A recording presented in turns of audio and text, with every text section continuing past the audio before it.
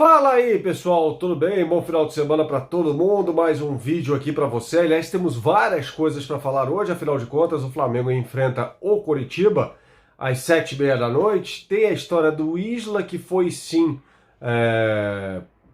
procurado, pelo Flamengo, né, por meio do empresário dele. Essa informação foi trazida pelo Globoesporte.com ontem. Eu confirmei e tá tudo certinho. O jogador vem sendo observado pelo Flamengo, sim. Tá? Ou vem sendo observado não, porque ele não joga há muito tempo. A gente vai chegar lá, mas o Flamengo demonstrou um interesse. Não significa que vai trazer, tá? Mas demonstrou um interesse sim pelo Maurício Isla, lateral chileno de 32 anos. Também quero passar pelo jogo, evidentemente, entre Flamengo e Curitiba. Antes, vamos passar pelo Isla e a gente chega lá, beleza? Vamos lá, rapidinho, como sempre, sem enrolação para você por aqui. Caderno na mão, como sempre, com todas as anotações para passar a informação mais certinha para você, de forma mais assertiva. Alguém me perguntou, não lembro quem foi, ao longo dessa semana, o que eu achava do Isla. Eu falei, olha, meio fraco, não me convence muito não, tá?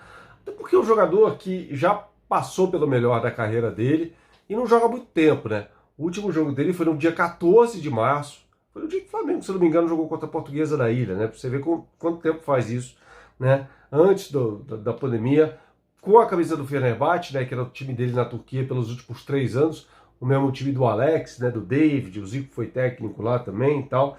Mas só passando aqui, foi no jogo contra o Konyaspor, né, uma derrota do Fenerbahçe por 1-0 no Campeonato Turco. Foram 26 partidas que ele jogou nessa última edição, 2019 e 2020, e não fez gol. Aliás, nunca foi um jogador de fazer muito gol, não, tá? A temporada que ele fez mais gols na carreira foi a temporada 2011-2012, que ele fez 3 gols já na Udinese. Ele saiu muito cedo do Chile, né? Ele não jogou futebol profissional no Chile, foi para a Udinese muito cedo, e foi lá que ele viveu a melhor fase dele na Europa, né? Foi na Itália, jogando na Itália com a camisa da Udinese, né? Nessa temporada 2011-2012, por exemplo, ele fez gol contra a Inter de Milão. A Udinese chegou a liderar o campeonato italiano depois desse resultado. O gol foi dele, tá? A Inter treinada pelo Ranieri, não era mais o Mourinho.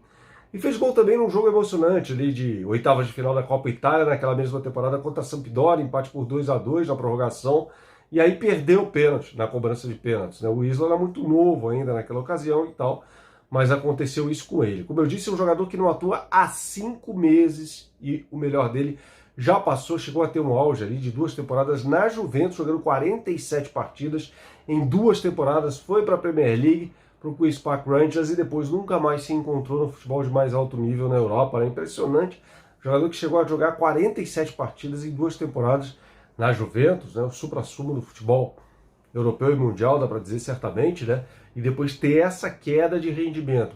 É um jogador muito experiente, tem 32 anos, é mais novo que o Rafinha, 3 anos mais novo que o Rafinha, mas tem muita experiência, né, disputou a Copa do Mundo, fez parte de todo aquele ciclo do Sampaoli, né, culminando com o título da Copa América 2015, primeiro título da história da seleção do Chile, aquela vitória por pênalti sobre a Argentina.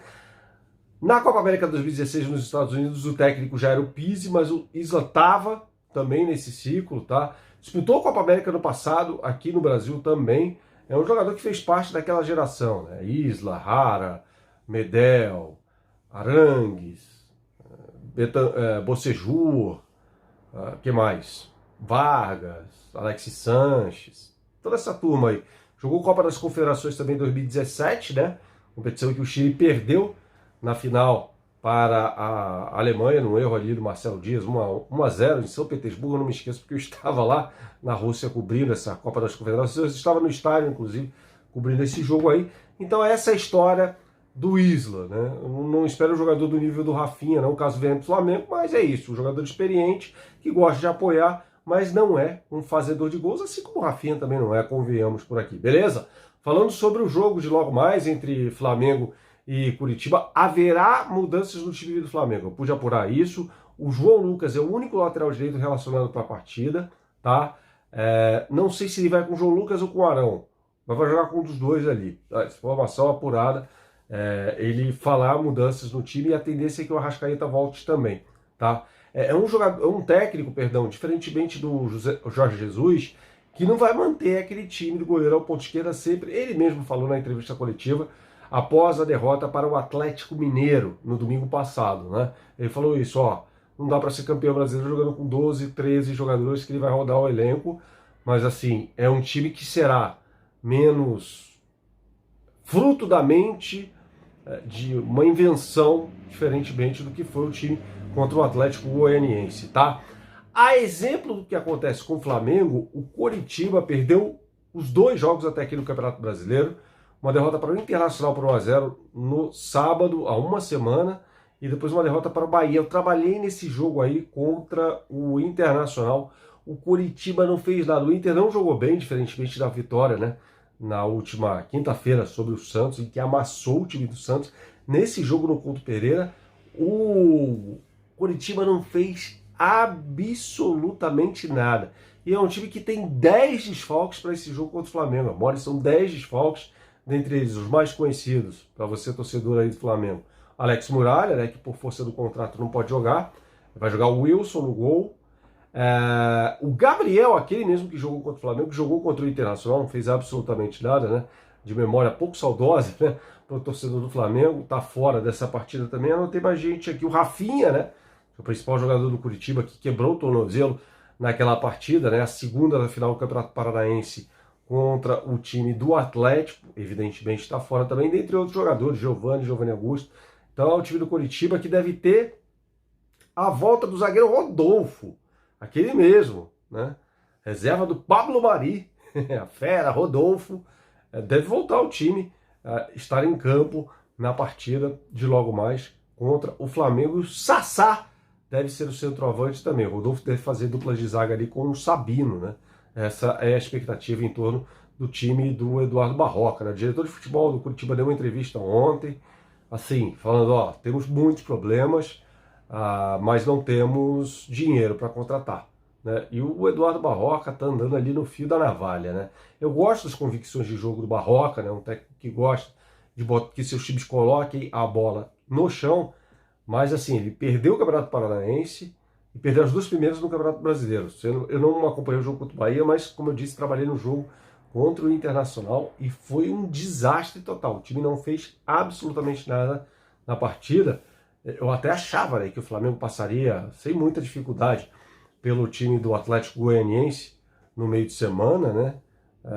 Não quero queimar a língua, mas eu acho que é uma boa oportunidade para recuperação esse jogo contra o Coritiba. Até porque depois o Flamengo enfrenta o Grêmio, né?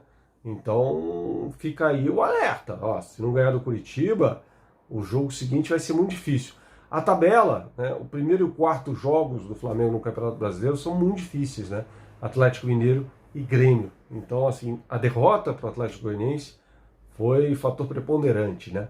Treino na sexta-feira em Goiânia foi muito bom, de acordo com a avaliação de quem esteve lá, né? Essa pessoa que me passou aí, que pode ser o Ilharão, o João Lucas na lateral direita, no jogo contra a equipe do Curitiba, né? Falou que o treino foi muito bom, pegado, que os jogadores já estão começando, vai assimilar um pouco mais a ideia do nome, mas houve aquela reunião a qual a gente se referiu aqui, o Marcos Braz até confirmou essa história, né, na entrevista coletiva dada ontem, de que foi uma reunião convocada até pelo Domenech, uma reunião na paz, em que os jogadores expressaram, né, talvez a falta de compreensão ainda, de colocar em prática, né, essas ideias colocadas pelo técnico Domenech Torrent, que é óbvio, gente, óbvio que vai colocar as ideias dele, né, vai imprimir a marca dele, isso é evidente, claro e evidente, tá? Ainda que chegue ao Flamengo, faltou dizer aqui a situação do Isla, né, que é um jogador que está sem contrato com o Fenerbahçe, portanto pode chegar a qualquer momento, pode ser inscrito no Campeonato Brasileiro, assim, mas vai lembrar que é um jogador que não atua há 5 meses, né? Então não é chegar lá, calçar a chuteira e ir pro jogo, não. Tem falta de ritmo, tem uma série de coisas aí, adaptação, então o Flamengo tem que correr. Se for o Isla, beleza, não é um jogador do nível do Rafinha, mas vamos lá. Mas tem que correr para acertar logo a situação, colocar o cidadão em forma, até o camarada se ambientar com, né, a nova cidade, novos companheiros, se entrosar em campo é um longo tempo, né? Então, cada dia que passa aí, a gente dá para falar que é uma situação pior, tá? Sigo falando por aqui para vocês, o Marcos Braz já disse ontem, né, que independentemente do resultado contra o Curitiba, o Domi não será colocado para fora. É isso, tenha paciência, torcedor do Flamengo. Um grande abraço. Tchau, tchau.